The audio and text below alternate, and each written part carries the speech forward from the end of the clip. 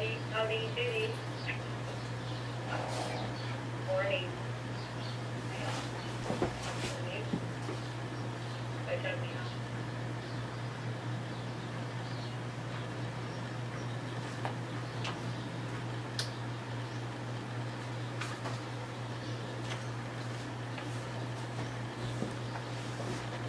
Hello? Ron? Good morning, everyone. Good morning. I think we're waiting. Oh, there she is. Hi, Sheila. How are you? Good morning. Hi, Hilda. I had to try 2 different links to get on, but you know what? We're so devoted to this meeting. What can I say? Well, we couldn't start without you, so. Oh, well, if you could, I see my friends there. Okay, very good.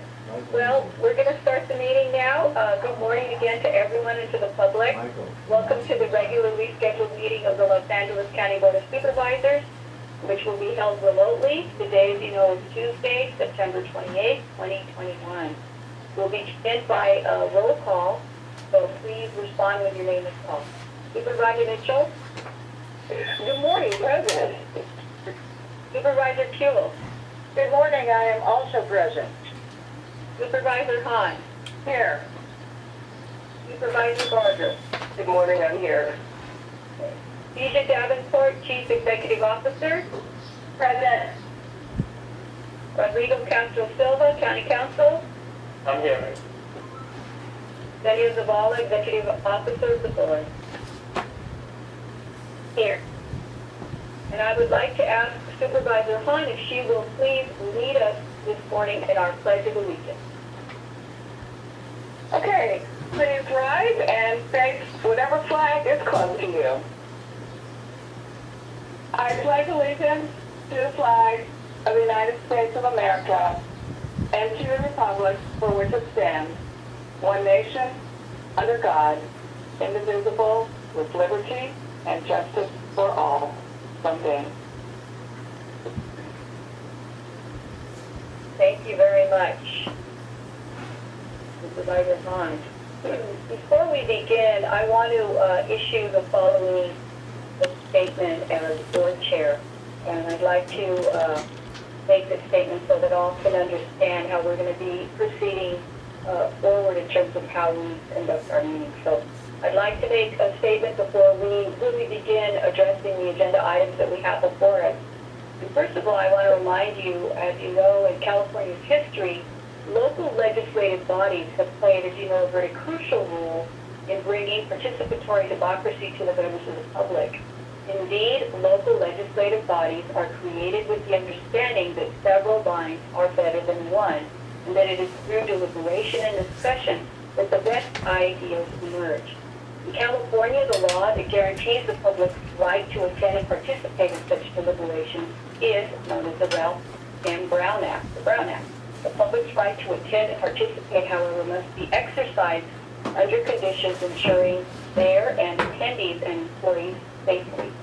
In recognition of the need to strike a balance and in light of the state of the emergency stemming from the COVID-19 pandemic, Governor Gavin Newsom issued Executive Order N-29-20 on March 17, 2020, suspending certain Brown Act requirements related to local legislative body meetings via teleconferencing.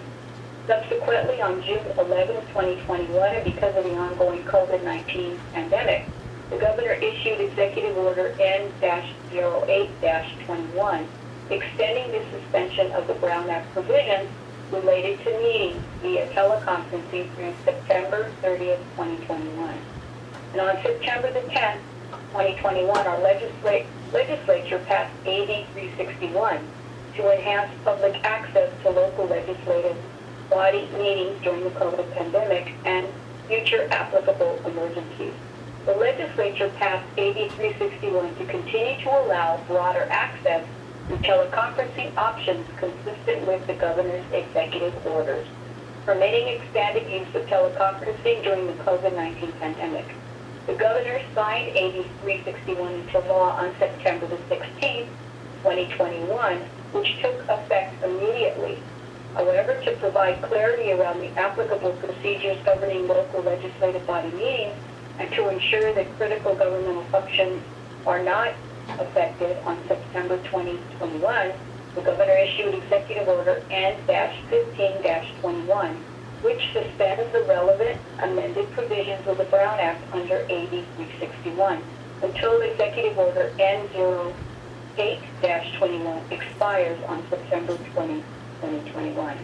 To ensure the safety of members of the public and employees while guaranteeing the public's right to attend and participate in meetings of local legislative bodies and in alignment with our health officers' recommendations to reduce crowding indoors and to support physical distancing, effective October 1st, 2021, this board and commission, task force, committees, etc.,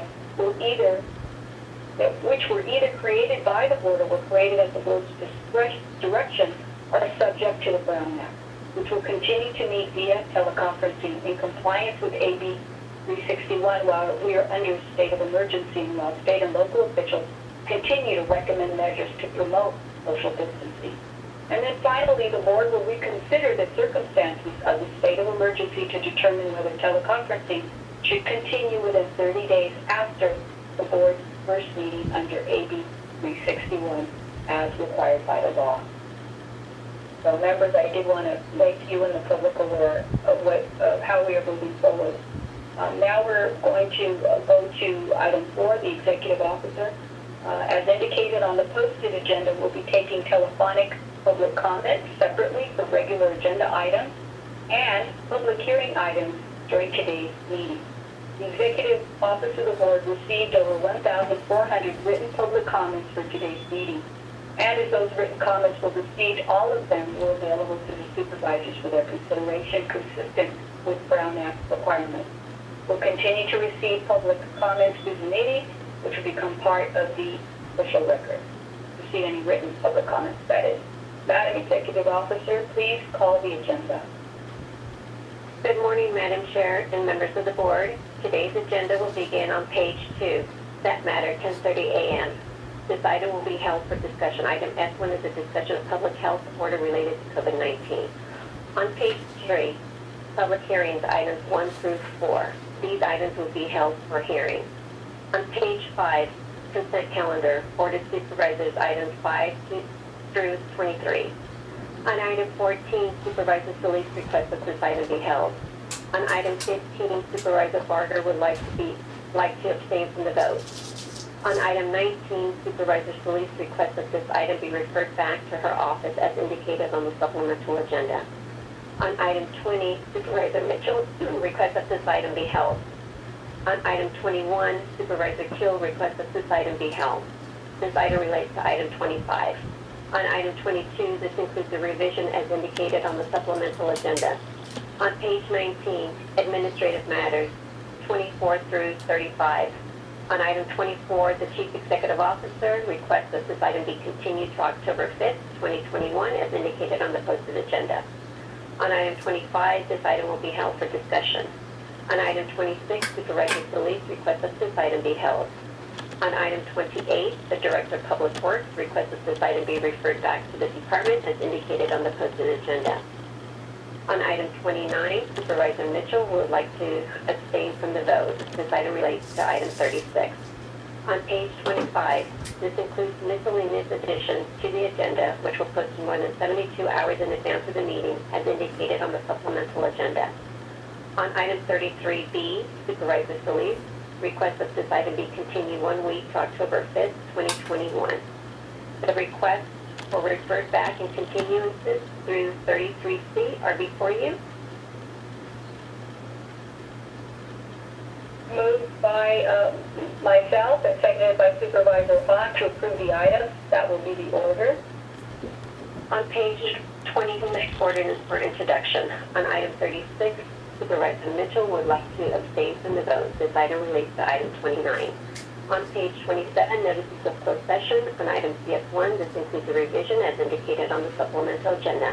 That completes the reading of the agenda, Madam Chair. Thank you. Now we will go on to item number 5.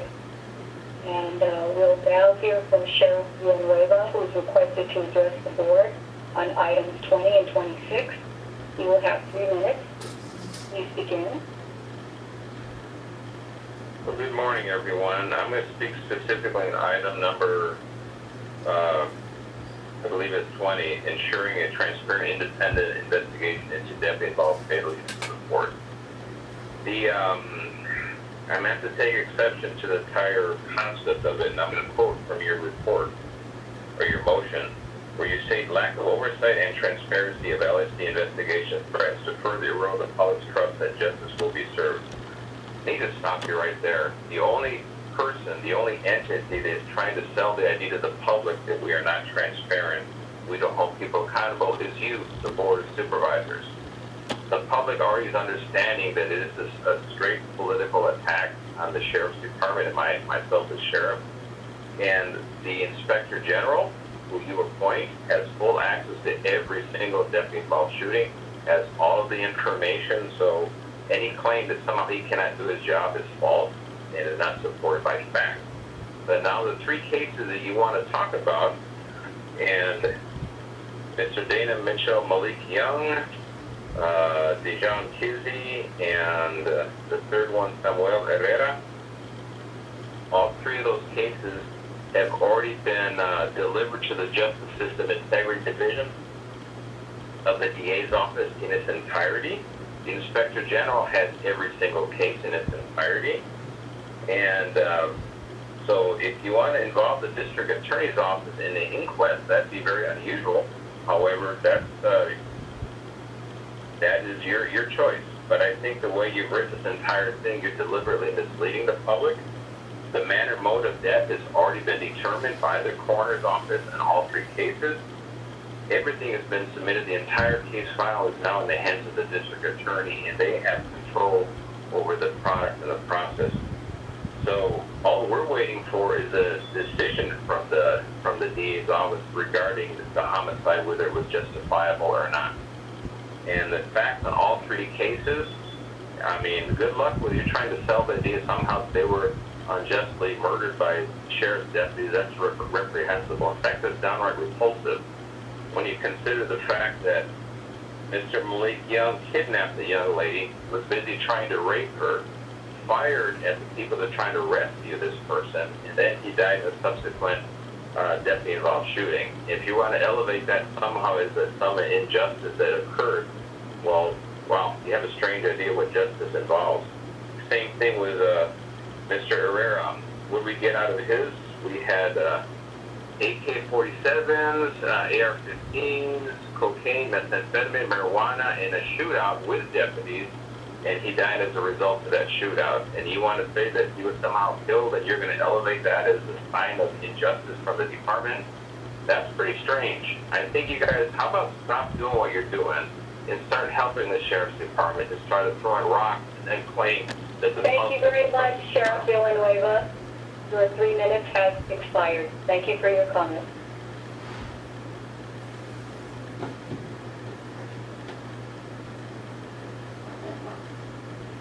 Members, now we will take public comments for all agenda items, excluding public hearing items 1 through 4. Madam Executive Officer, please read the call-in information that was also provided on the agenda and explain speaking rules to those members of the public who are calling in to address the board. Thank you, Madam Chair. As indicated on the agenda, members of the public wishing to offer public comment should call 877-226-8163 and use participant code number 133-6503.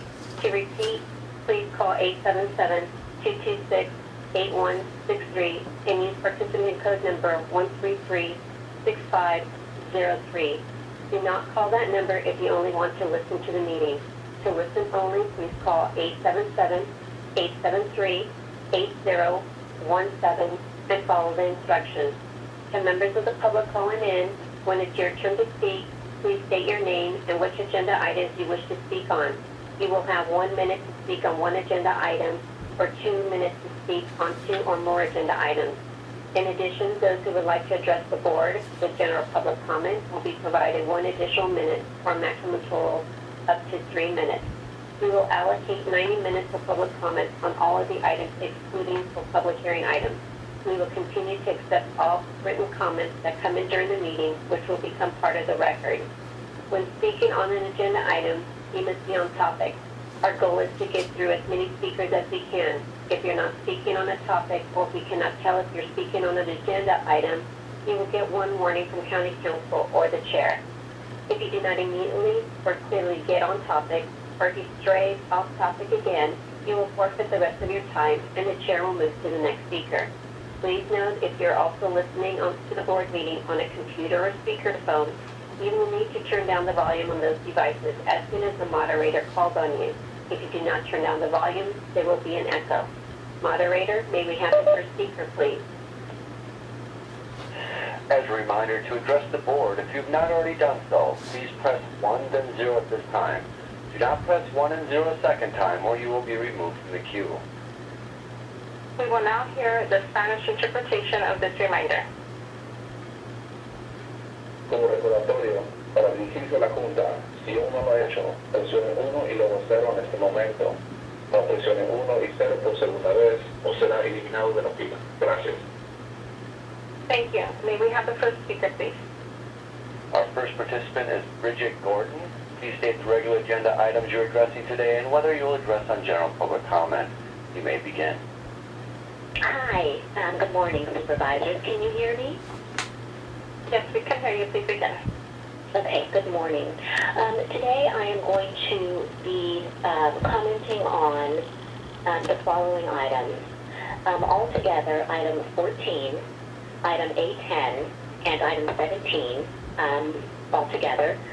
I will be commenting on item A3, and I will be also making a general public comment regarding COVID.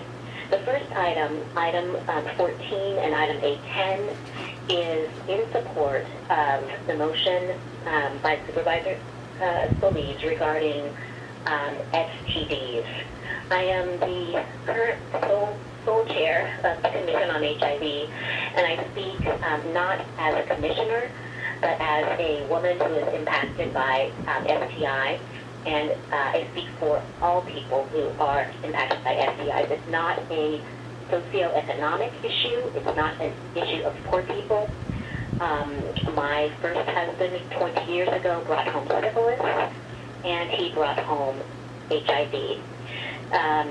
We continue to ignore the fact that HIV, STDs are an issue, and I would like to ask you to add trichomoniasis to the list of STDs. Now I'm going to go and comment on the ovarian cancer month. I need you to know that STDs double the risk of a woman becoming positive for ovarian cancer. So this is not discriminatory. I'm going to go to my second item, and I'm going to include it as public comment. It's regarding COVID. It's regarding AB 361 that you read off today. And I'm so happy that all of you are protected and staying physically distant and able to have meetings from your homes and safe. However, our children are impacted by AB 130. They have to go to school. There is no option for a hybrid or homeschooling class. That ended at the sunset of SB 980. AB 130 prevents students who have physical or health issues from attending school and from getting a fair and equal education and staying protected from COVID. So I ask you to talk with your state legislators, that your friends and our colleagues, and talk to them about 130. We will be pushing forward more information as parents in the coming days and weeks. Finally, the last comment is AB 30, the roads and flooding. Currently at my home, I am experiencing my street being blacktopped. The more concrete, the more blacktop, the worse the flooding. Further, blacktopping in neighborhoods like mine, in Supervisor District 2, are contributing to global warming. The blackness and the heat and the fumes damage our environment and our health. And I think thank you very much. Maybe have the next speaker, please. Our next speaker will come from line of Roy Humphreys.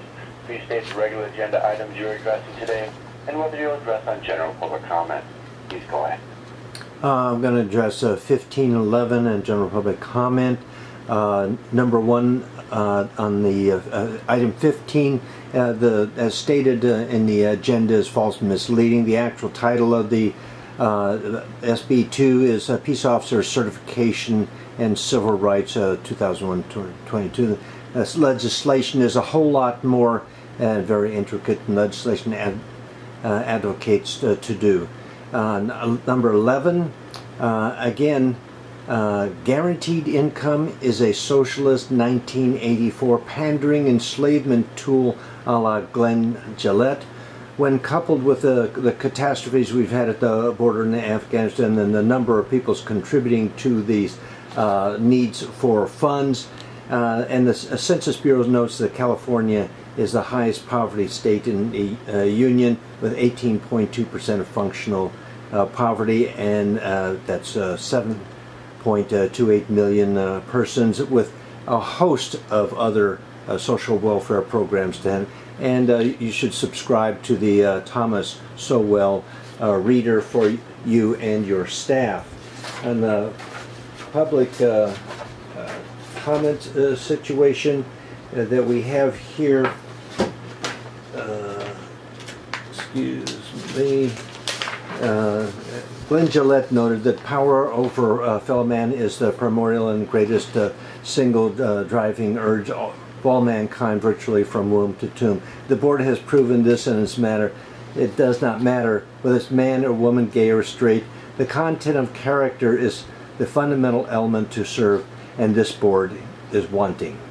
We can only hope that after the midterms, the Gang of Four will be no more. Supervisor Hunt perpetuate Deputy Denver's observation that Roland Heights is so fragmented it's difficult to get anything done. Supervisor Hahn, your disrespect for the health and welfare of Roland Heights as shown by the Nogales bus bench, Otterbein, and the Desire Mosquito Armageddon will not be forgotten.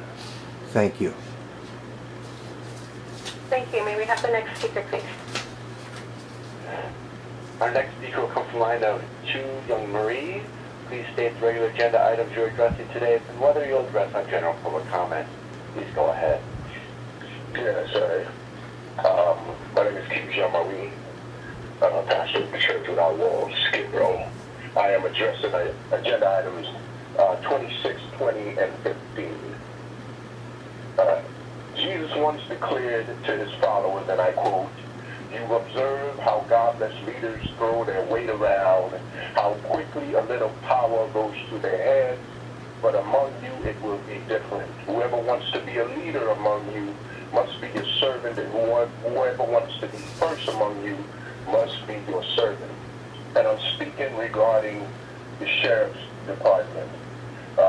Agenda item 26, report understanding subgroups within the Sheriff's Department. Instead of simply filing the REN report, I urge the Board of Supervisors to take some action, at least pass a motion to direct Civilian Oversight Commission to propose key recommendations on eradicating deputy gangs and addressing related problems. This report is further proof that the Board of Supervisors should be overhauling the entire Sheriff's Department, including to a black ballot measure that would amend the LA County Charter to maximize civilian oversight and control over the Sheriff and the Sheriff's Department because they are out of control. Regarding item 20, ensuring a transparent and independent investigation into deputy-involved fatal use of force, LASD has failed to comply with the law of the California Public Records Act. Information regarding a police-involved killing must be made public unless the public agency can justify a reason outweighing the public's right to know, yet the sheriff believes that the public never has the right to know about anything they're doing. I support changes that will make transparency a reality, not just rhetoric. You can't take pictures with our children in the community and think that is community policing. Right, agenda number 15. Police officers who engage in anti-black racism and abuse their power create unsafe communities. California has an obligation to remove their badges permanently to ensure that they can do no more harm. Yet we are only one of four states. Expired. May we have the next speaker, please? Our next speaker will come from the line of Hasan. Didn't you agenda items you're addressing today, and whether you'll address on general public comment. Please begin. Hello, can you hear me? Yes, we can. Please begin. Hi, my name is Hasan Suniga. I'm a resident in the District 2. I would like to speak in favor of the Article 21. Please begin. Thank you. As we all know, we have the responsibility to expand the protections for COVID-related issues, and also, as we know, a lot of our communities in Los Angeles have lost their jobs during this epidemic, and a lot of our communities that I know and members with cities that I'm part of, they're dealing with a lot of harassment of landlords because of it. And I think it's our duty to make sure that we extend our protection into the next year for all these community members to be able to have more time. I myself seen and experienced a lot of people that have done and deal with harassment and being pushed out of their homes illegally. One example is a person named by Melissa Lozano that literally about 2 weeks ago, her landlord put a board into her apartment and took all her stuff without her knowledge and put it somewhere else where she was able to got in because she called the city and she contacted the council member of the district, Michael Thomas. She couldn't find any of her personal stuff. Excuse me, your time has expired. May we have the next speaker, please? Our next speaker will come from the line of Helen Jones. Please state the regular agenda items you're addressing today, and whether or not you'll address on general public comment. Please begin. Yes, item 26, item 20, and item 15, and yes, I will address public comment. Okay, please begin. You have 3 minutes. Okay, thank you. Item 26, our Earth Board, instead of simply following the RAM report, our Earth Board the supervisor takes some action, at least pass a motion to direct the Civilian Oversight Commission to propose key recommendations on eradicating deputy gangs and addressing related problems.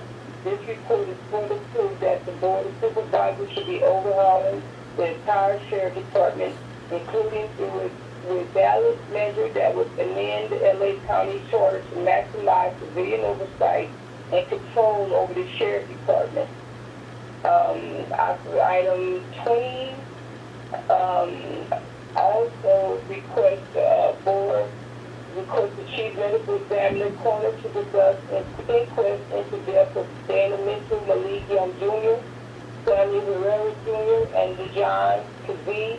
Utilize the penal power to find record of LSD actions, provide any findings to families, ask County Council for report back on feasibility of insuring bodies, investigating police shootings be overseen by a civilian public official in a manner that increases transparency, initiating litigation against LSAD for violating the law by failing to allow oversight of police investigations.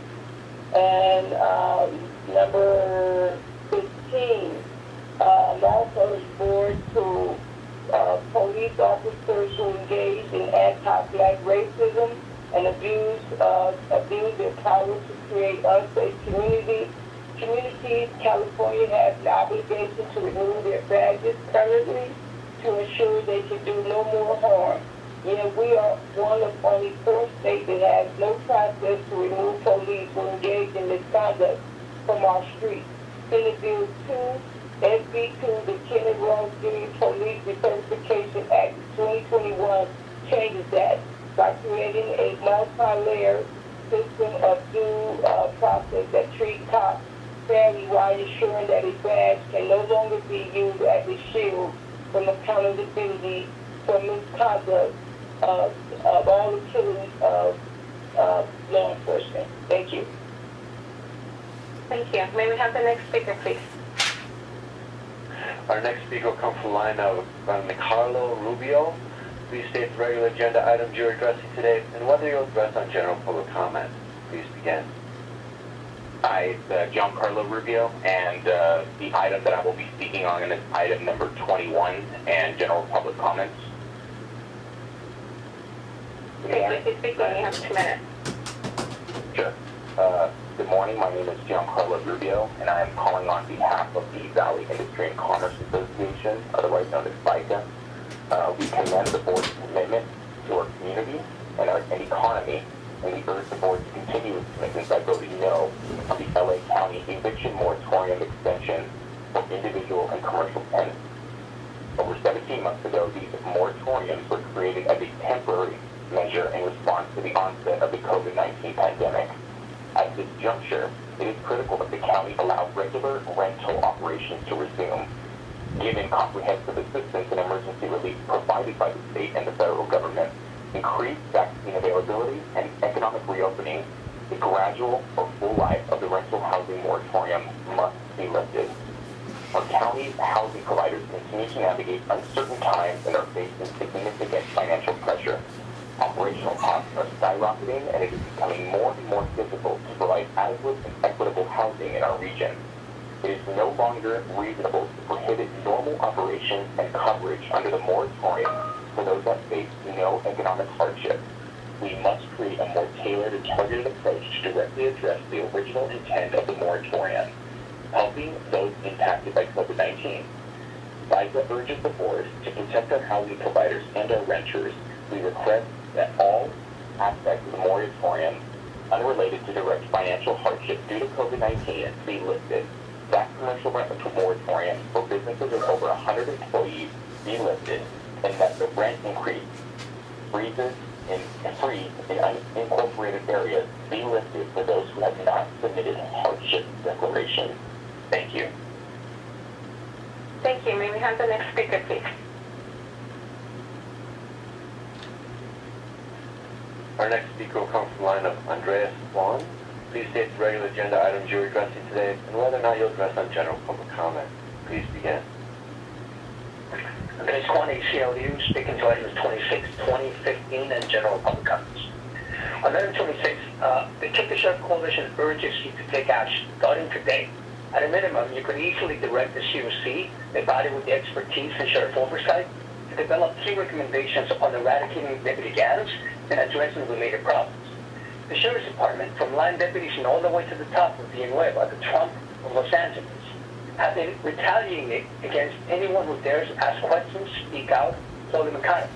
They've harassed surviving families, advocates, journalists, and with the L Times bombshell article last week about Villanueva's secret police and Commissioner Sean Kennedy's memo, we're seeing how Villanueva has sought to extort oversight officials whom he deems to be political enemies. And now this RAND report only confirms what we've known all along. It confirms that the gangs are actively recruiting and doing harm, and so it serves to check Villanueva's gaslighting line. In fact, there's been no coordinated effort to discourage membership in deputy gangs, and Villanueva could adopt a stronger policy that's actually meaningful. As you know, Villanueva's gone from denying deputy gangs to then claiming they're only harmless frats and social groups, even comparing them to ICU nurses with matching tattoos of hearts. But then apparently he's also the first sheriff to deal with deputy gangs. I mean, which is it, Sheriff? Of course, we know like Trump, he just lied through his teeth. It is true that he adopted a policy, but we know it effectively does nothing. It's all smoke and mirrors. And when told by his own lawyers, by county council, that he can actually do more, he's attacked him for being politically motivated and says he prefers another old, irrelevant method. Again, like Trump, he only likes opinions he likes. So, supervisors, it's past time for the board to bring about structural changes, or how the LA Times recently put it, radical overhauls of the Sheriff's Department. Deputy gangs are only a symptom of a pervasive and deep-rooted culture in the department of lawlessness, secrecy, and brutality, And the fact that the majority of LA's personnel surveys say Deputy Yangs are just fine and shouldn't be banned shows that it's not about some bad apple. This entire tree that's been rotten to its core. And Villanueva is also a product of this culture, one that has persisted even with former Sheriff Baca and under Sheriff Tanaka going to prison.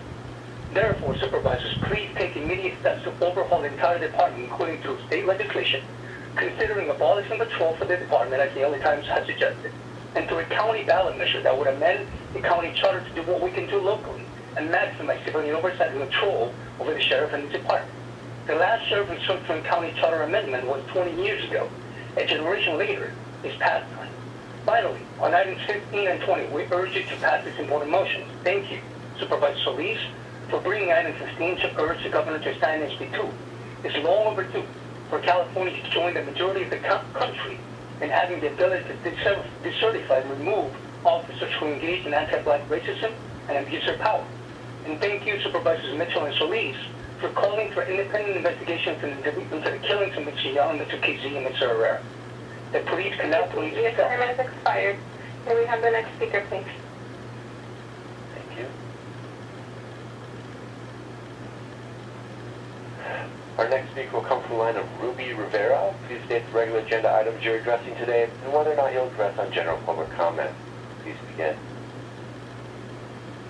Hello everyone, my name is Rivera. I'll be speaking in support of item 21.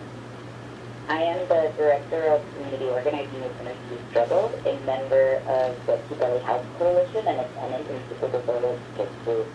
I strongly support the extension of the county's eviction protections in their current form. I want to first thank Supervisors Shields and Solis for their leadership in introducing this motion to extend eviction protections in LA County to the end of January 2022. We are on the cusp of an eviction tsunami. Hundreds of thousands of tenants are at risk of eviction in LA County, and the challenges in rolling out emergency rental assistance designed to limit these evictions haven't helped. The state's eviction protections fall short of what tenants need to stay safe in their homes and only apply to non-payment cases. This leaves renters vulnerable to other types of evictions, including no-fault evictions that push tenants out of their homes, even when they've done nothing wrong. Luckily, LA County has stepped up to protect tenants from these types of evictions as well.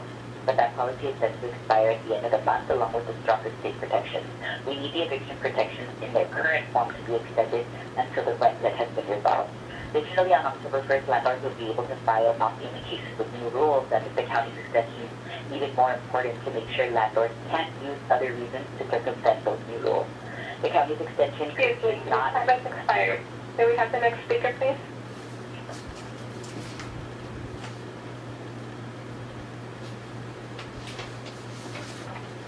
Our next speaker will come from the line of Natasha Nelson. Please state the regular agenda items you wish to address today and whether or not you'll address on general public comment.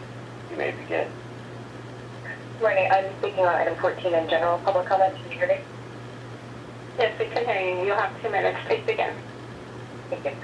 Good morning, Board of Supervisors. My name is Natasha Nelson on behalf of APLA Health and as the Public Policy Committee co-chair for the Commission on HIV. I want to thank Supervisor Solis for authoring this incredibly important motion that will help us take a step in tackling LA County's STD crisis. As you know from the data outlined in the motion, our STD rates have reached crisis levels years ago and have only continued to grow throughout the pandemic. The LA Times article last week highlighted that we have some of the highest STD rates in the nation, and it's unacceptable that we have over 100 babies born last year with congenital syphilis. As public health and healthcare sectors focus attention on the COVID-19 pandemic and already under-resourced epidemic cast further aside, as an example, a fully completed congenital syphilis action plan meant to be put into action in early 2020 is still yet to be implemented. The county's response to the COVID-19 pandemic has shown what we are capable of achieving when we put our leadership, our funding, and our public health tools into action, and in particular when we focus on the social determinants of health, racism, stigma that play a significant role in perpetuating the STD crisis. I want to emphasize that as this motion builds on the November 2018 report back request and $5 million one-time funding allocation, the overall success of our efforts to curb this crisis hinge on having resources that meet the magnitude of this crisis. And, you know, at this point, we estimate that that amount is about $50 million annually, given that STD funding has been mostly flat impact funded. Again, thank you for this motion, which will create a refreshed action plan to tackle this crisis. There is a broad set of stakeholders and community partners countywide who are eager to work with the board and the health agency leadership on this, and we will support the board in any and all advocacy at the federal and state level to increase permanent funding for STDs. And at the same time, we urge the board to take a deeper dive into available county resources and capacity that can be directed towards this public health crisis. We already have the tools, and we know it needs to be done. The biggest challenges are securing the resources and having a whole of county commitment to put this plan into action. Thank you very much. Thank you. May we have the next speaker, please? Thank you. As a reminder to address the board, if you've not already done so, please press 1 then 0 at this time. Do not press 1 and 0 a second time or you'll be removed from the queue. We will now hear the Spanish interpretation of this reminder. Como recordatorio, para dirigirse a la Junta, si aún no lo ha hecho, presione 1 y luego 0 en este momento. Cuando presione 1 y 0 por segunda vez, o será eliminado de la fila. Gracias. Thank you. May we have the next speaker, please? Our next speaker will come from one of Johnathan Yang. Please state the regular agenda items you're addressing today and whether or not you'll address on general public comment. You may begin. Thank you. My name is Johnathan Yang. On behalf of Public Counsel, I'm a resident of the 3rd District, speaking on items 21, 25, and then general public comment. I want to speak in support of extending the eviction protections for commercial tenants, particularly for the smallest and most marginalized small businesses in LA that we see in our work and who are still recovering from the impacts of COVID. You know, since the board last extended the eviction protections, we've seen the Delta variant further disrupt businesses in their recovery. Many small businesses still need these protections as much today as they did when the county first enacted, and we support the board's consideration of an extension. We know small business tenants aren't the only ones hurt. We see small landlords struggling as well, and the tenants we work with are paying what they can right now, and we support efforts like the rent relief program this board passed earlier this year to provide support to those vulnerable parties as well. But while that program and other recovery efforts continue to roll out, the county must continue to protect tenants. We're already dealing with landlords who are throwing everything they can to squeeze money out of small businesses, whether or not all that trauma and pain is going to yield anything close to what they're trying to recover. There are no easy answers, but putting eviction back on the table right now only makes those problems worse. We know that bad things tend to flow downhill, and the eviction protections are a vital shield stopping the economic consequences of COVID from falling most heavily on those who are least able to bear them. The smallest of small businesses that we work with are fighting hard to recover, paying what they can, even if it takes them longer than the bigger and more visible businesses out there. They deserve that chance to keep fighting. This reasonable extension of the eviction protections helps give them that chance, and we urge you to adopt them today. Thank you. Thank you. May we have the next speaker, please? Yes, our next speaker will come from Demares. Please state the regular agenda items you're addressing today and whether you'll address on general public comment. You may begin. Hi, good morning. My name is Demares. I'll be speaking on item number 21, and yes, I'll be speaking on comments as well. I am asking the board to vote no on extending the moratorium. I am a single homeowner. Sorry, I'm going to get emotional here. I'm a single homeowner where I have a tenant who moved into my house at the end of March 2020 with a bank account in excess of $55,000 and promptly stopped paying. She has received PPP money, I just found out last year, but has cited financial difficulties. She's not paid since October of last year, and the house I need to sell so I can feed my family, and I can't because she won't leave. In March of this year, I asked her to, the program for cash for keys. I offered her $25,000 to get out of my home. She refused because it wasn't enough. There's no burden of proof for a lot of these people, and a lot of people are taking advantage of the system. I fully accept the fact that there are people that need this program and need a hand up, but there are so many people like this woman in my home where I can't even feed my own family to be able to sell my house that I've owned since 2005, that I'm finally not upside down in this current market. It's ridiculous that there are things like this that are being allowed. I can't feed my own family. I'm carrying credit card debt because of this woman. She owes in excess of $35,000 to me. $35,000. And she has it. She never stopped working. She got a PPP loan in excess of $20,000. Where is the justice for the people like me? Thank you. Thank you. May we have the next speaker, please? Our next speaker will come from the line of Dezane Parker. Please state the regular agenda items you're addressing today and whether or not you'll address on general public comment. You may begin. Good morning. I'll be addressing on item 20 and public comment. Thank you. You'll have 2 minutes. Please begin. Good morning. My name is Bridgette Parker, and I'm a campaigner at LC Justice Group, which is a nonprofit organization of women with incarcerated loved ones taking on the rampant injustice created by mass incarceration. We are also part of Justice LA and Texas Sheriff Coalition. Since 2000, 937 families, including LC Justice Group members, Ms. Khadija Shabazz, have mourned the loss of a loved one because of shocking and unacceptable acts of violence by the Los Angeles Sheriff's Department. We have seen too many Black women lose their sons, daughters, partners, and loved ones to the department's lawlessness. These killings continue to impart a level of trauma and terror into the lives of Black residents of Los Angeles County, while the LA Sheriff refuses to take the most basic steps on behalf of his civil and human rights. For these reasons, we strongly support item 20, the ensuring a transparent, independent investigation to deputy involved fatal use of force.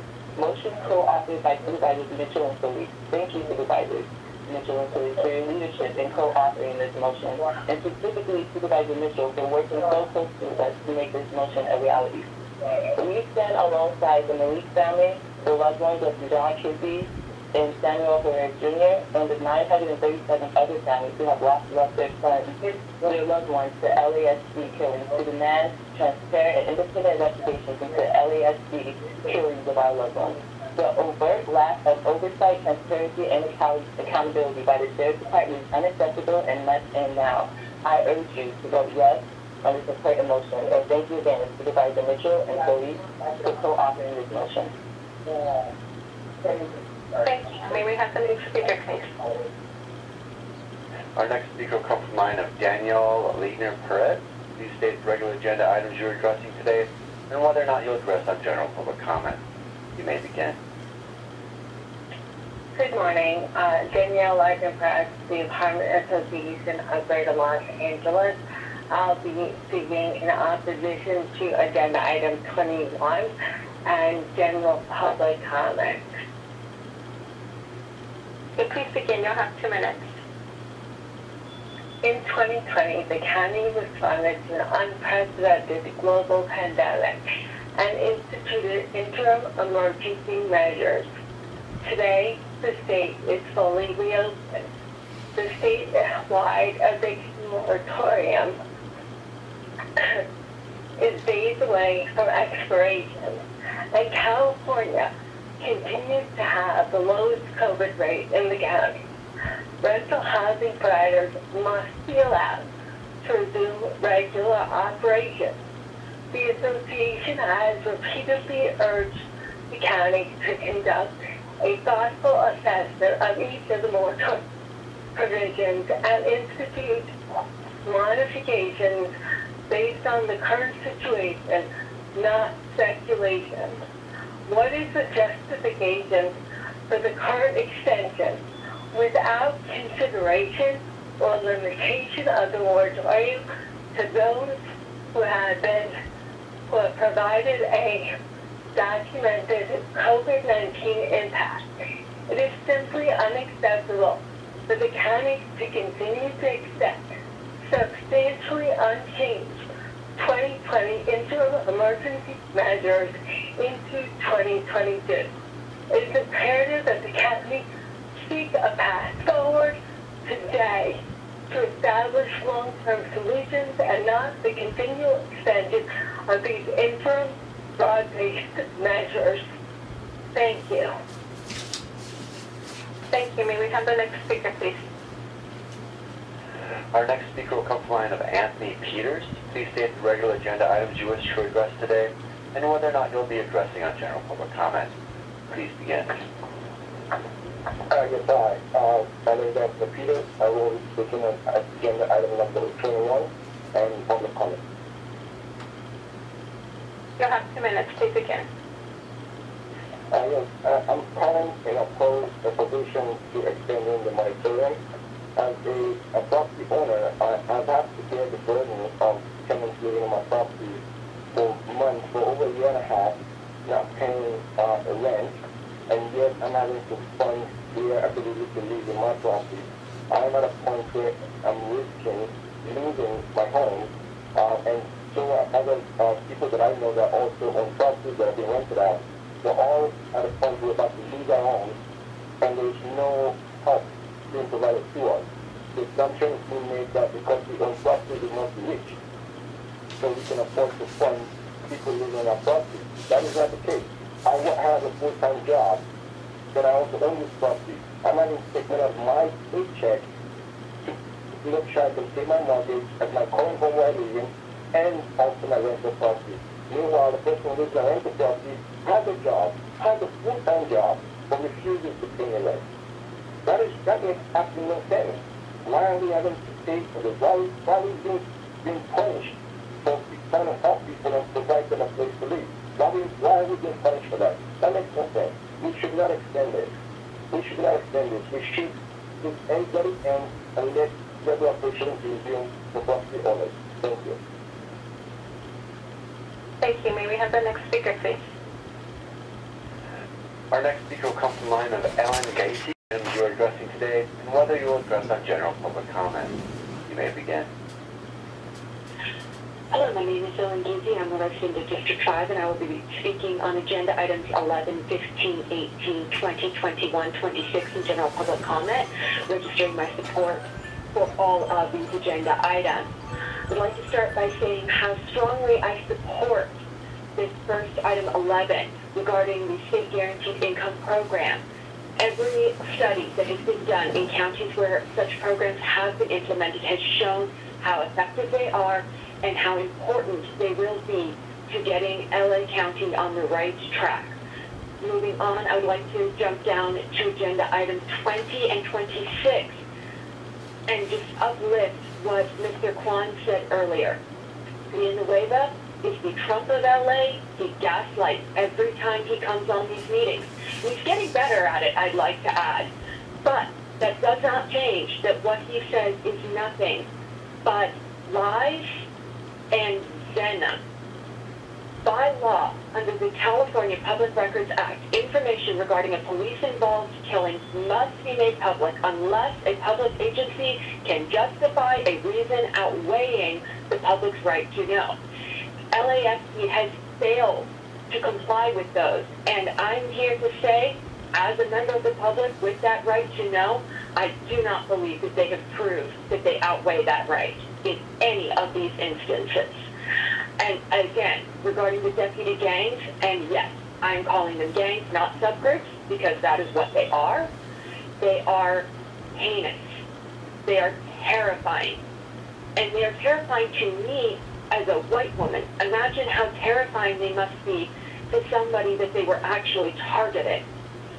Regarding my general public comment, I would like to put in, you've heard over and over the CEO's office has a legal mandate under AB 109 to fund the base programs, and I would just like to encourage this board to listen to the PSRT before any funding was committed to the Sheriff's Department and probation.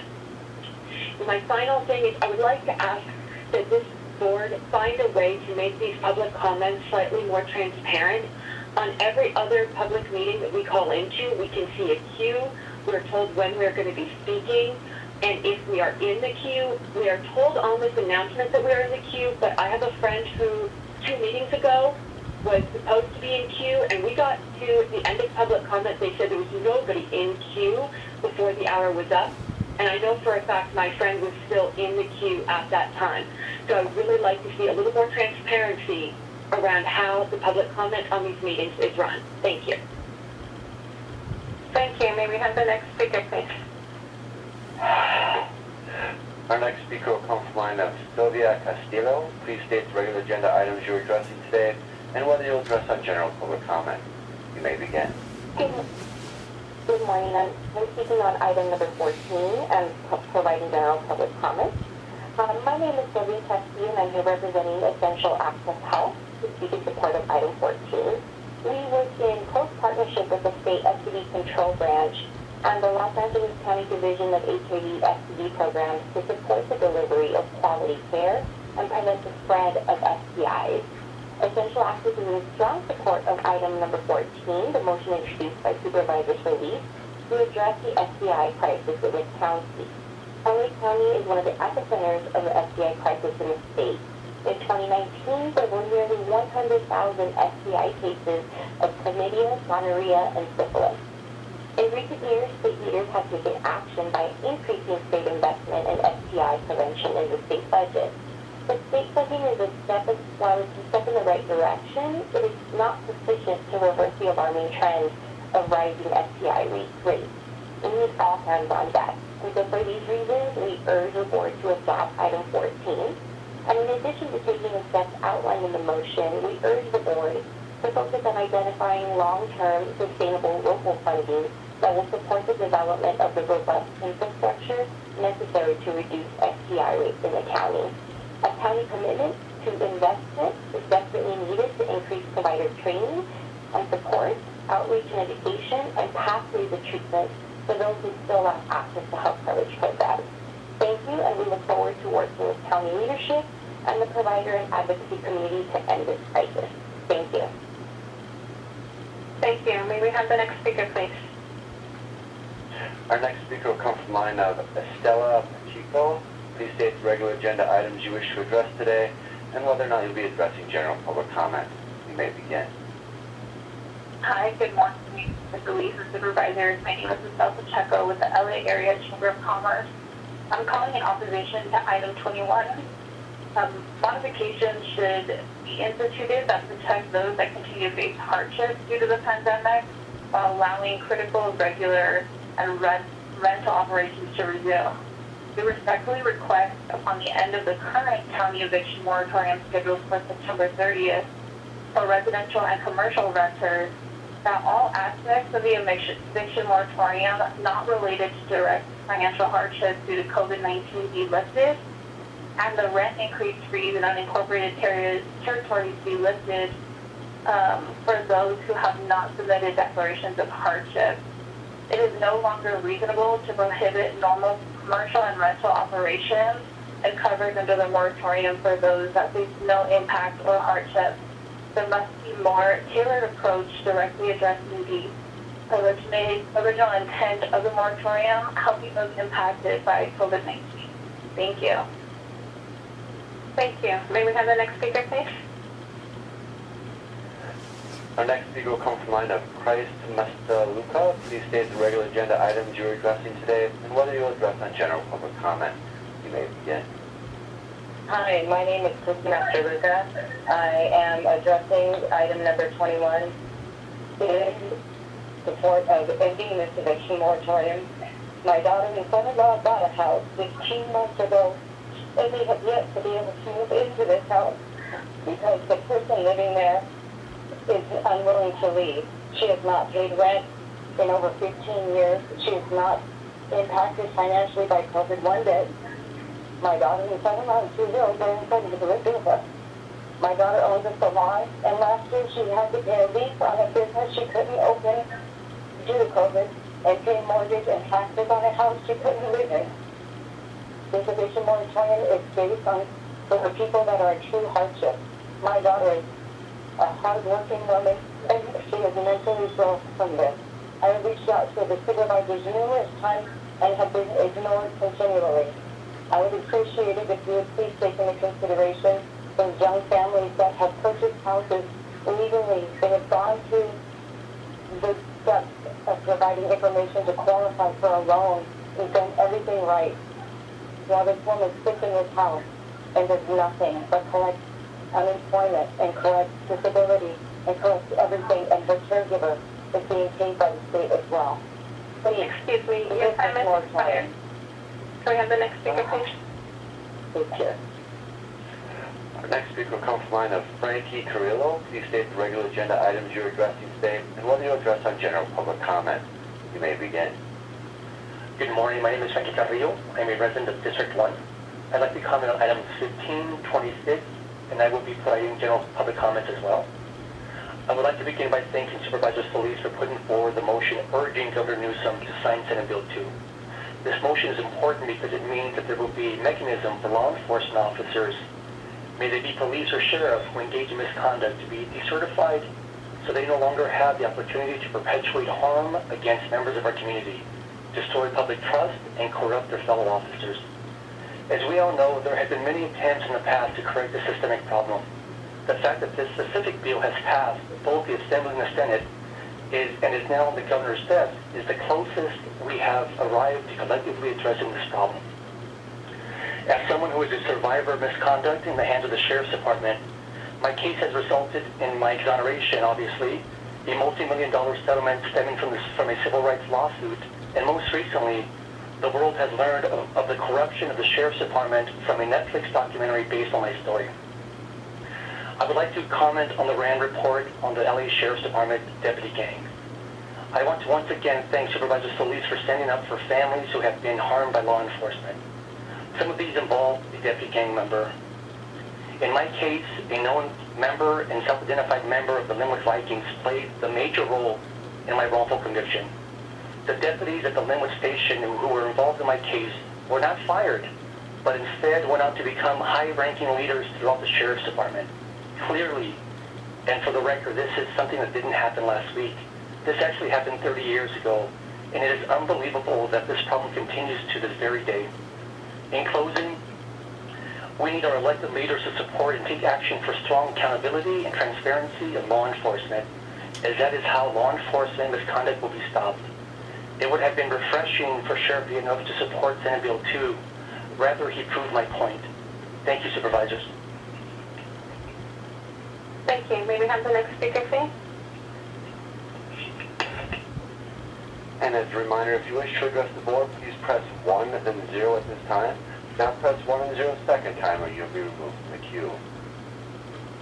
Our next speaker will be Tania Wilshire. Please state the regular agenda items you're addressing today and whether you'll address on general public comment. You may begin. Yes, good morning. My name is Tania Wilshire and I'm a resident of District 2. I would like to speak on agenda item 26, 2015, and general public comments. My nephew, Fred Williams, was shot in the back by Linwood Sheriff's officer. He was in the middle of the day on Friday, October 16, 2020 afternoon, sitting in the park, just sitting with his friends, having it in peace, disturbed by and harassed by the police. He feared the police. He took off running, they chased him. I want to stop Sheriff Villanueva gaslighting on membership and deputy gangs. His leadership has enabled deputy gangs and problem deputies to engage in greater misconduct and excessive force. Not everyone lives in our neighborhood, lower class, or criminals or bad people. The supervisors open these parks up for our kids to play in, to have peace in, for us to have picnics in. They're not being harassed in upper class neighborhoods like this. If they see any of us picnicking in the park or anything, we're being harassed, our kids are being harassed, they're being chased by cops. And the cops shouldn't have the right to shoot no one running away from them in the back.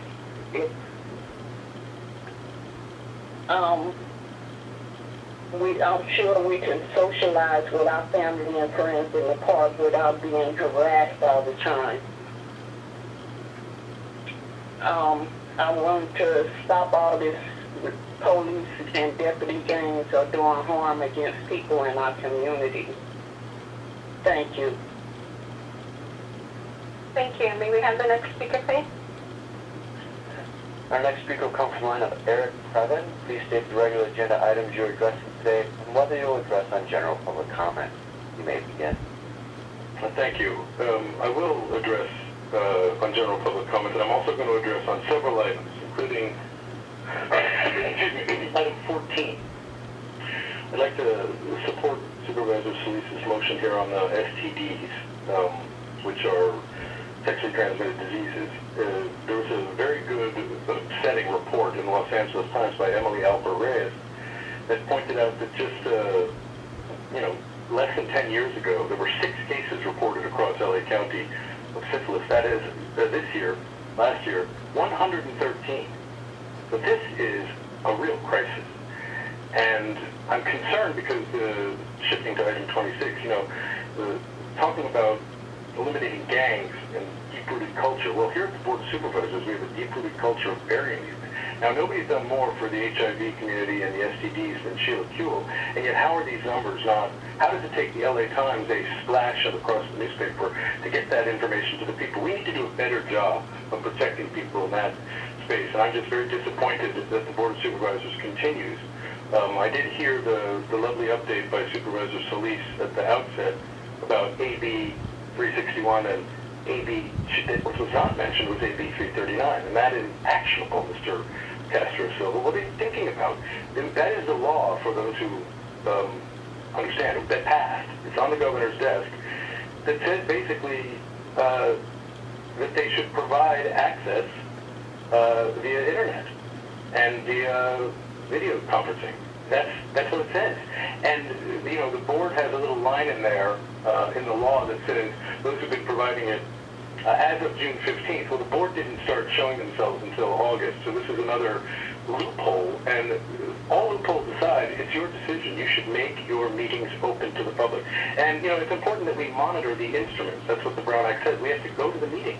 We can't do it this way anymore. We have to recognize that just like we're going to go to the Rolling Stones concerts and people are, all of our great partners at the restaurants are making room and we're getting going, we have to have public meetings, okay? Hiding behind these rules that are intended to protect people is one of the most, it's truly an appalling activity, and I would just encourage you to do a better job. And where's Andreas Kwan, who I like, the guy from the ACLU, who gave a nice attack on the sheriff, but it's a little unfair for him to be talking about independent investigations when the county board, who, say what you will, are about as far away from an independent organization as is conceivable. They appoint everybody in their universe, and if somebody disagrees, like the entire city council now, they push away and decide they'll do something even more egregious. That's not what we expect. And, to be a progressive icon, if I may use the official term, you have to do more than just congratulate one another. So, it's time to come back to the meeting. I don't know why you canceled your meeting last week, and I don't know why. I think we need to get a special master to help with your Ms. Arnaz expired. Could we have the next speaker, please? Our next speaker will come from the line of Carlo Montes. Please state the regular agenda items you wish to address today, and whether you'll be addressing general public comment. You may begin.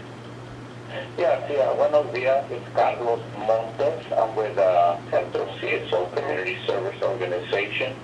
We're also part of the Check the Sheriff Coalition, and I'll be addressing item 26-2015 in public comment.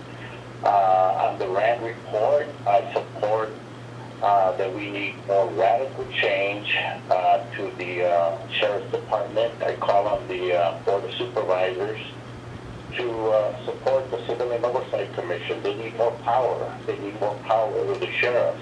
I support the proposal to look at a ballot measure to change the Charter Amendment to overhaul the whole system to give more civilian community control over the police, similar to what happened in Chicago. On item number 20, the fool Villanueva just got on there right now saying about the report. So he should support a public inquest into the killings of these young men. He is a fool. He needs to go out. I say, adios Villanueva, Mr. Bandido. I also support Senate Bill number 2. Excuse me. I've already called the governor's office asking him to sign. I want to thank Hilda Solis, Supervisor Hilda Solis, a living room district, for supporting and devotion SB2 and her leadership in protecting families from the deputy gang harassment. And I call on the other supervisors to support the families. So thank you very much. We got to get rid of Villanueva by all means necessary. Thank you very much. Gracias. Thank you. May we have the next speaker, please? Our next speaker comes from the line of Zek San Davul. Please state the regular agenda items you are addressing today and whether you will address on general public comment. You may begin. Good morning, this is Zek San Davul. Can you all hear me okay? Yes, we can. Please begin. Great, thank you. So good morning, I'm Zek San Davul, speaking on behalf of PATH, People Assisting the Homeless, in firm support of item 21, and I'll speak on general public comment as well. Okay, you'll have 2 minutes. Please begin. Thank you very much. We know that tenant protections are crucial to prevent a devastating wave of evictions that are currently on our horizon. As we all know, homelessness has grown substantially in LA County over the last several years, and more Angelenos have almost certainly slipped into homelessness during the pandemic. That increase in homelessness threatens to dramatically increase next week after the state's eviction moratorium expires. PATH staff are capable, compassionate professionals who have helped thousands of people exit homelessness, but we are best served by preventing someone from becoming homeless in the first place. By extending these tenant protections into January, the county will free up breathing room for tenants while the challenges to emergency rental assistance distribution are handled. Rental assistance can make sure no one, tenant or owner, loses their housing or income, but we need more time. We're very grateful to Supervisors Kuehl and Solis for their leadership and respectfully urge a swift approval. Thank you very much. Thank you. May we have the next speaker, please? Our next speaker will come from the line of Genavive Carillo. Please state the regular agenda items you're addressing today and whether you'll address on general public comment. You may begin. Yes, good morning. This is Dr. Genavive Carillo. I will speak to item 14, 24, and 21. On item 14, I have come to support on many times about the syphilis, especially about the neurosyphilis on children. I've brought that issue multiple times to Mr. Mario Perez, who is in charge of the STP for the county. So excuse I have received every time when, those Latinx, they don't fund, for prenatal check and so on. Advertise that you have free clinic. Advertise that you go to treat the syphilis to prevent them to have a child born so defective. But beyond my comprehension when it's so easy to cure. But it's come back again and again, so I'm so glad finally the board is taking on to deal with that issue. On item 24, again, a report from last night with again Christmas. It's now it's October 5th. It's obvious that NASA is not functioning appropriately until we go over those reports. It doesn't matter how many people you go to assign to the group or even commission or so on. If they don't have the facts, they don't do anything about to deal with it. And for you not to look at the report and to postpone it is very dangerous. I am in favor of item 21 and 25 about re-extending the eviction notice because still some people are in a huge issue because of the lack of a job in some areas. Anyway, my complaint about CS1 and CS2 and so on, we never enough information, and I would like to know what the meeting was cancelled, last week. Anyway, have a good week. I hope to reopen the board. I'm really missing seeing you in person, and I think it's time to go back to weekly meetings and open meetings. Thank you. Thank you. May we have the next speaker, please? Our next speaker will come from the line of Olivia Shields. Please state the regular agenda items you wish to address today and whether you'll address on general public comment. You may begin. Hi, my name is Olivia Shields with Urban Peace Institute and Los Angeles Youth Uprising Coalition, providing comment in opposition of agenda item 28 and general public comment. I would like to remind the board that on July 27th, Supervisors Barker, Solis, and Hahn voted for a last-minute substitute motion that prolonged the selection of a long-term facility for young people who would have otherwise been sent to DJ Day, rejecting Camp Scott and Scudder. Why then are you asking the county to spend $722,000 of our tax dollars to fix licensed Camp Scott, a closed camp? You succumb to the outdated super predator fear-mongering narrative when you denied Camp Scott as DJ Day alternative, and the impact of your decision has not gone unnoticed. Young people have nowhere to go while they completed dispositions besides Mary J. and Central Juvenile Hall, which the BSUC found unsuitable for the confinement of youth. This means the conditions in these facilities are so atrocious, failing to meet already ridiculously low basic standards, that the BSUC has decided for the first time ever they cannot allow children to remain inside of them. You, the board, have decided to continue to fund juvenile probation at $570 million when they've done nothing but neglected and harmed youth. Probation spends over $1 million per year to incarcerate one young person. I mean, what an absolute waste. Instead of just repeating care first, give last to the public, I urge the board to act, to show you care by investing in the future of young people. Fully fund youth justice reimagined in the supplemental budget. According to their own report back, juvenile probation has over 400 vacant positions, equating to about $65 to $78 million each year.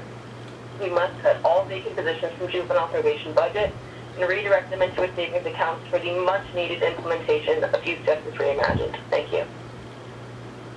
Thank you. May we have the next speaker, please? Our next speaker will come from the line of Michell King. Please state the regular agenda items you're addressing today and whether or not you'll address on general public comment. You may begin. Good morning. I'm speaking in support of items 11, 15, 18, 20, 21, 26, and general public comment, please. You'll have 3 minutes. Please begin. Thank you. I'm surprised that Sheriff Villanueva found time out of his busy schedule terrorizing our neighbors experiencing homelessness at the Venice Boardwalk to attend this meeting. On item 20, LASD has multiple lawsuits against them for the refusal to comply with the CPRA, providing meaningful transparency and accountability. Another glaring example of Sheriff Villanueva's contempt for the law. Secrecy and the lack of accountability harm not only vulnerable communities, but the entire justice system. Given the public's legitimate interest in officer-involved deaths, a formal public inquest into the killings of Malik Young, Jon Rhee, and Sarah Rivera is needed. We implore you to fight for the safety of our communities. We need the board to finally pass an ordinance requiring publication of public records when they're created, including mandating the release of the names of deputies involved in shooting within 48 hours of the incident and in compliance with the state law. The ordinance should also take responsibility for publishing these records, responding to requests for records away from LASD to an agency that can be trusted to follow the law. On item 26, we need to eradicate deputy gangs. The RAM report confirms what we've known all along. There's been no coordinated effort to discourage deputy gangs. Deputy gangs are only a symptom of pervasive culture in LASD of lawlessness, secrecy, and unbridled brutality.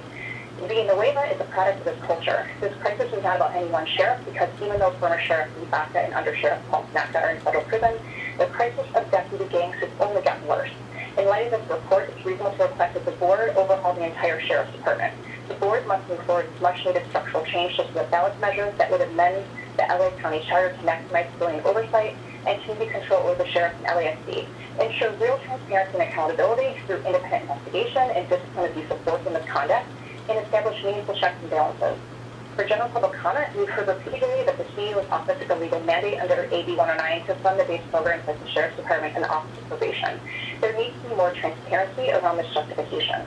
The evaluation should be informed by the implementation plan that the PSRT developed and that was approved by the board.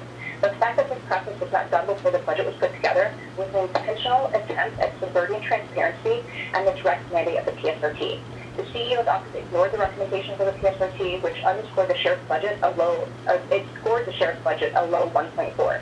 The board has the power to request more through justification from the CEO's office regarding this year's AB 109 budgeting process, and it's imperative that the board takes the initiative to do so. AB 109 funding decisions are a reflection of the board's funding priorities. How does a continued nearly $5 billion allocation to the sheriff of probation demonstrate a commitment to a care first vision? Care first means community first. Care first means investing in community-based programs that provide the most thorough and effective support. The county budget should actually reflect the Care First vision if the board and CEO's office intend to advertise their efforts as guided by Care First principles. Fire Villanueva and disband LASD. Thank you. May we have the next speaker, please? Our next speaker will come from the line of Jewell Karen. Please state the regular agenda items you address today and whether or not you'll address on general public comment. You may begin. Hi, my name is Jewell. Thank you for taking my comment. I'm going to be commenting on 15, 18, 20 and general public comment. For agenda item 18, I support this proclamation of maintaining the month domestic violence awareness, but it's also the county's responsibility to ensure that awareness includes providing pathways out of violent circumstances for survivors who are trapped in that situation. Because for survivors, awareness can only do so much unless it means they're getting services. So I hope the county will partner with community-based organizations that work and are effective in domestic violence response and prevention so that we can genuinely support survivors of domestic violence and prevent rates from rising even higher. For agenda item 20, this has been discussed at length in the comment section, so I just want to lift up as well that as a pattern, the Sheriff's Department has ignored, obstructed, or illegally delayed responses to public records requests. We need a formal public inquest into the killings of Malik Young, Jon Rhee, and Samuel Herrera, and I urge the board to finally pass an ordinance that requires publication of public records when they're created, including mandating the release of names of deputies involved in shootings within 48 hours of the incident, which is in compliance with state law. And I also agree with previous comment that LAFC must be completely overhauled. For item 15, I support the Kenneth Ross. Although the Peace Officer Standards and Accountability Division is discussing the direction of police reform, small reforms of this are not the end goal. We continue to waste funding and resources on attempting to hold police officers accountable for their crimes when we could instead reduce law enforcement funding so that they never have the chance to commit violence against the public in the first place. Which brings me into my general comment, which has also been addressed, and I want to reiterate that the CEO's office is saying that they have to continue to allocate the majority of AB 109 funding to existing departments, yet the PSRT scored the sheriff's budget request at a low level of support. So the CEO has decided to go against the PSRT's recommendations. What's the point of having a PSRT process that extensively reviews recommendations and then makes them if they're going to be ignored? Please take into account a Care First vision, and please try to make the budget reflect the Care First principles. Thank you. Thank you. May we have the next speaker, please? Our next speaker will come from the line of Mathew Brock. Please state the regular agenda items you wish to address today and whether or not you'll address general public comment. You may begin. Good morning, Mathew Brock, California Apartment Association. Item 21 and general public comment. Where is the Thank you. Where is the justification for keeping the rent freeze in place, even on properties where no resident has been affected by COVID? I don't understand.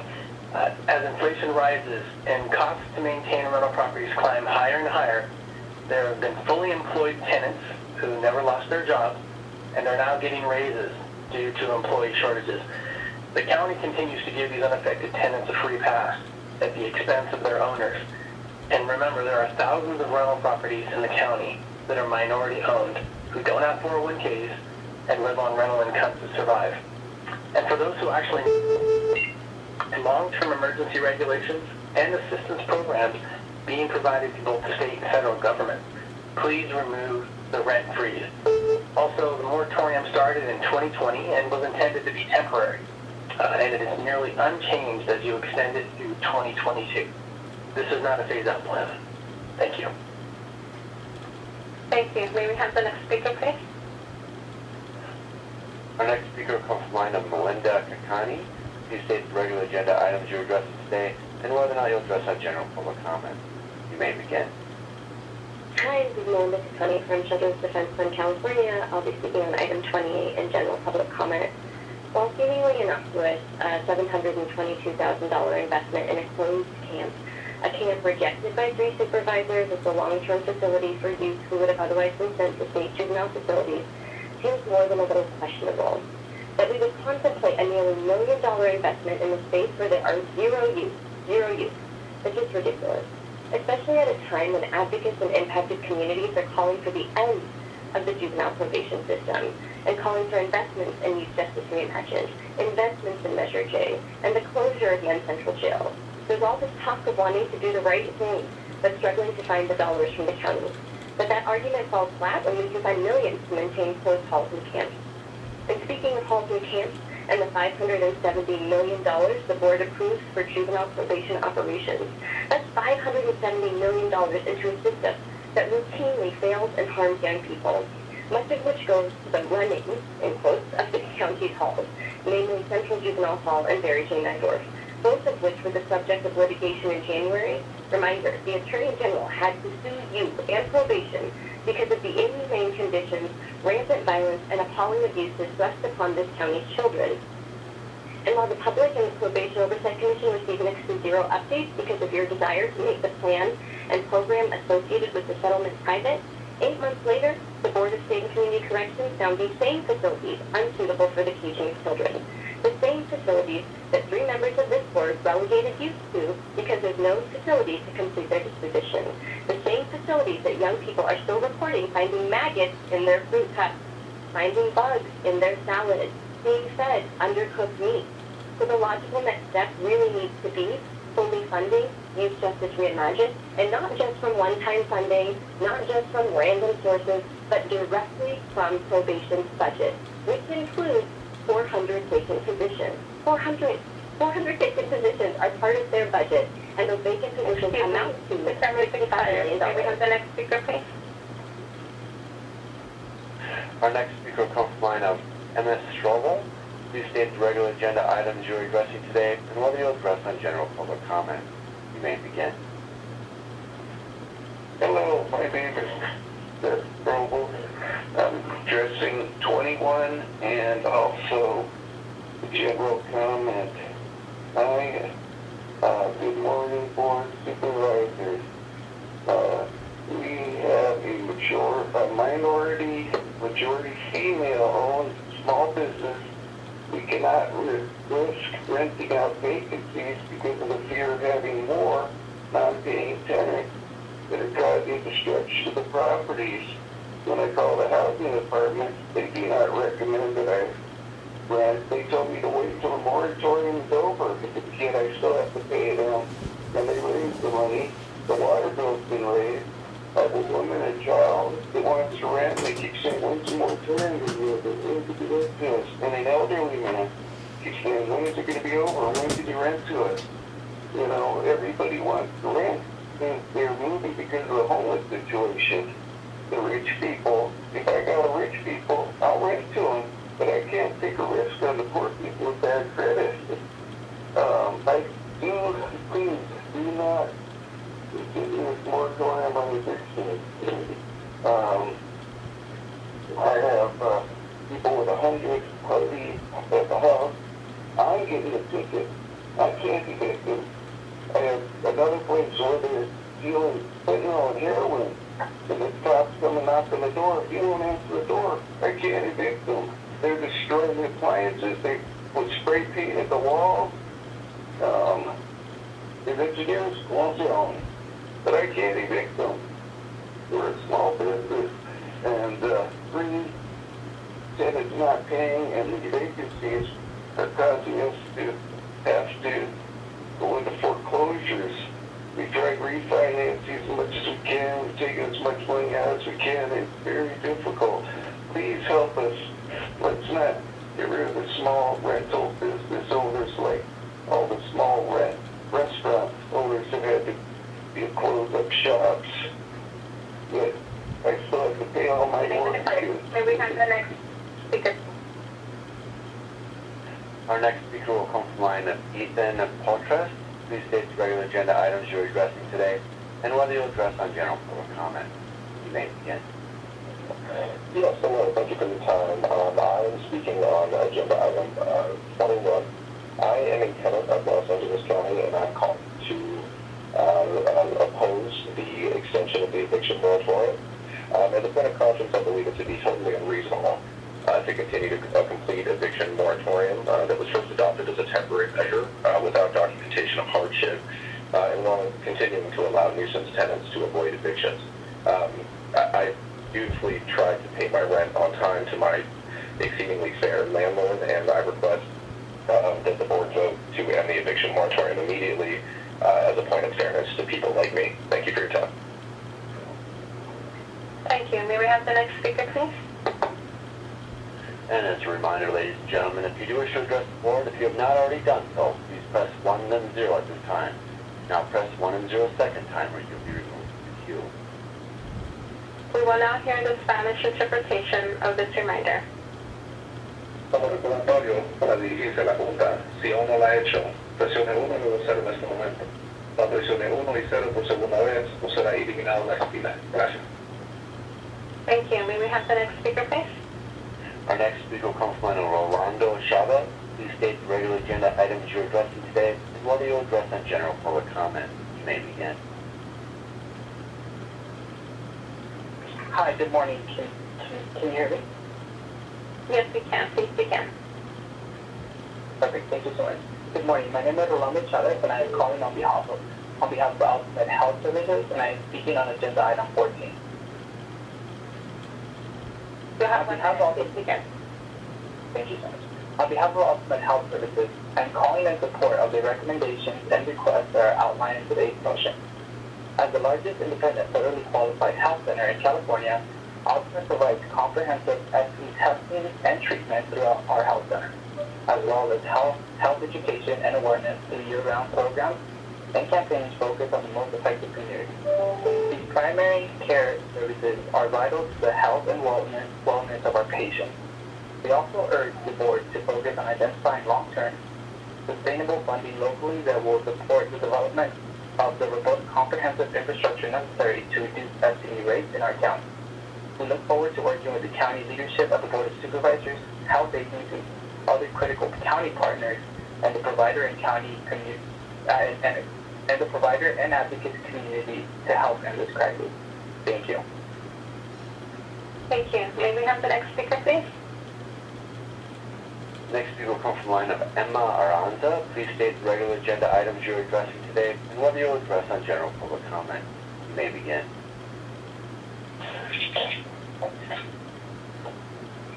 Hi, good morning. Yes, we can hear you. Please Can you hear begin. me? Hi, yes. I'm in favor for item 21 to the eviction protection. My name is Emma Aranza, and I will not be public commenting. Okay, please begin.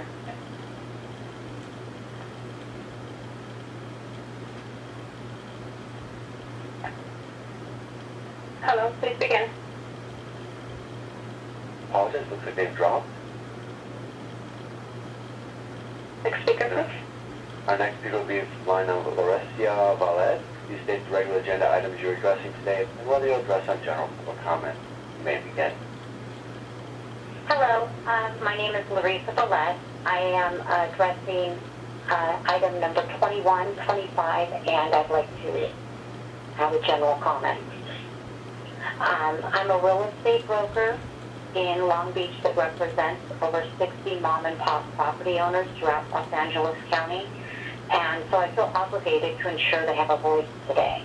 Back in March of 2020, I recognized that the moratorium would result in many people burying themselves in a financial hole, and as much as I was obligated to represent my property owners' interests, I felt it was also my duty to make every effort to ensure that my tenants could recover from these uncertain times without losing their homes. Though many of my tenants faced financial uncertainties, I worked with them, and whether it was reducing rent, coming up with doable payment plans, or working with agencies that provided rental assistance, we all worked together and got through it, except, that is, for a few opportunists. Unfortunately, some of my clients have been stuck with these opportunists for the last year and a half. These are people that refuse to pay. They refuse to participate in rent relief programs. They disrupt their neighbors' rights to quiet and enjoyment, trash the property, they refuse to work together and are given a free pass for as long as this moratorium continues. To cover lost revenues, landlords have been forced to raise rent, causing new tenants to pay more, passing part of this financial burden on to existing tenants through rent increases. Not only is continuing this moratorium an unfair burden to landlords, but also to good tenants. Frankly, I'm left questioning who exactly will benefit from this moratorium extension. It surely isn't the mom-and-pop landlords, the good tenants that are trying to recover from this pandemic, or even the first-time buyers who bought their dream home only to live on a family member's couch while they pay a mortgage on a home they can't reside in. From what I see, the only folks that stand to come up by extending this moratorium is a minority of opportunists and some real estate developers that will undoubtedly profit from a fire sale once you have financially gutted the mom-and-pop landlords and home buyers. As you cast your vote, I would like to ask each one of you, whose interests are you representing with your vote? Is it the mom-and-pop landlords, the tenants, and the other good contributing members of our Los Angeles community? Or is it the few opportunists and corporate real estate developers? That's all I have to say. Thank you. Thank you. Next speaker, please.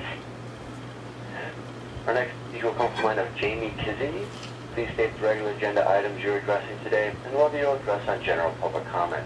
You may begin. Good morning. Can you hear me? Yes, we can. Hello? You can. Yeah, okay. Good morning. I'd like to comment on agenda item number 20 and 26. I'm repulsed by the sheriff's comment today. My name is Jamie Kazee. Jon Rhee was my cousin. I am the public. I asked Supervisor Holly Mitchell to investigate the deputy gangs and the mistreatment of my family after the murder of Jon Rhee. She, Supervisor Holly Mitchell, has the public support. My cousin was murdered by Los Angeles Sheriff's Department gang led by Sheriff Villanueva and his deputies, Christian Morales and Michael Garcia. Shot at my cousin 19 times. 16 of those bullets filled his body, where he was allowed to lay in the gutter with his eyes open for hours. Sheriff Villanueva and his deputies need to be investigated by civilian public officials so my family can have transparency. We have the right to know why these deputies, Christian Morales and Michael Garcia, shot Jon Rhee 16 times. We need to sue the Los Angeles Sheriff's Department for not cooperating with the oversight. Thank you for your time. Thank you. May we have the next speaker, please? Next, we'll go to the line of Alexander Hamden. Please state the regular agenda items you're addressing today, and whether or not you'll address general public comment. You may begin. Good morning. Alexander Harnden with the Inner City Law Center, speaking on item 21 and general public comment. I want to speak in support of item 21. We strongly support an extension of the county's emergency eviction protections with no changes, and thank Supervisors Jewell and Sillies for introducing this motion. Now is not the time to put county residents at risk by letting these protections lapse or by weakening the policy. I want to be clear, this county eviction policy does not apply to non-payment of rent situations. These protections do not prevent somebody from selling a property or renting a vacant unit. They don't prevent owners from moving into a unit they own under appropriate conditions. What these protections do is prohibit inappropriate evictions and no-fault evictions during an ongoing pandemic and housing crisis. We should not be compounding the challenges of the courts, public agencies, and the general public by letting these protections lapse as non-payment evictions are about to begin in the Superior Court.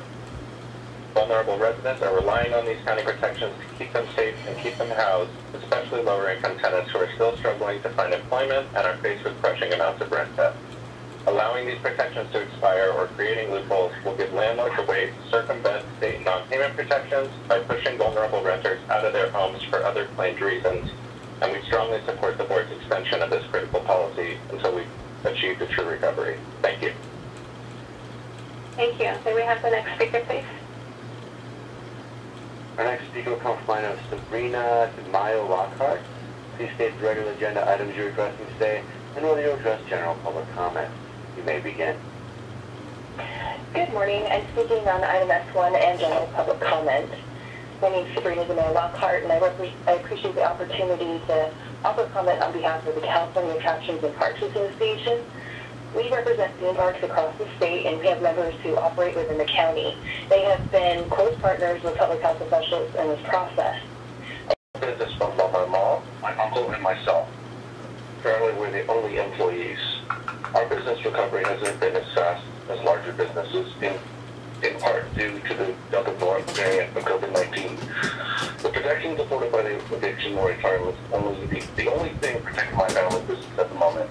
Our landlord increased monthly rent and subsequently has sued us for contract despite us making partial payment consistently throughout the entire length of this pandemic. In fact, he followed through with a lawsuit with the knowledge that my father had passed away during the height of the pandemic before vaccinations were made available. I'm in favor of items 21 and 25. My business is just one of many at the mercy of landlords who hold all the leverage, and if the eviction moratorium is not extended, I will have to deal with an eviction on top of the breach of contract lawsuit. Thank you. Thank you. Madam Chair, that completes the 90 minutes of public comment testimony. Thank you very much to everyone who could call in. Our time for public speakers, as you know, has ended. I want to thank you again for calling in and providing your comments. And you can continue to submit written comments as indicated on the agenda. We'll continue to accept all written comments that come in during the meeting, which become part of the official record. Moving on now, item number 7, Madam Executive Officer, please indicate the agenda item numbers on which we will be voting. Madam Executive Officer, please call the roll. Supervisor Mitchell. Aye. Supervisor Mitchell, aye. Supervisor Kuehl. Aye. Supervisor Kuehl, aye. Supervisor Hahn. Aye. Supervisor Hahn, aye. Supervisor Barger. Aye. Supervisor Barger, aye. Supervisor Solis. Aye. Supervisor Solis, aye. Motion carried, 5-0. Thank you. Moving on, members, now to item number 8. Before we take up public comment on the public hearing item, the executive officer will read the short titles of each public hearing item. Madam Executive Officer, please swear in those who plan to testify before the board on the public hearing item. For those who plan to testify before the board on the public hearing items, please be prepared to be sworn in. In the testimony you may give before the board, you solemnly swear to tell the truth, the whole truth, and nothing but the truth, so help you God. Item 1 is a hearing on the annexation of the following subdivision